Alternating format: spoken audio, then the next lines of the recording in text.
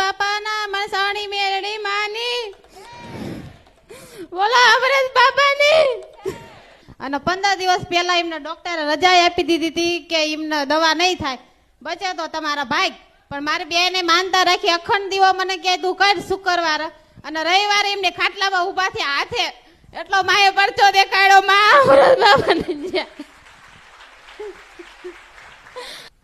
માં અમે ખબર કાઢવા ગયા 2 જણા, તો એના પગ ને હાથ બે વયા ગયેલા માં.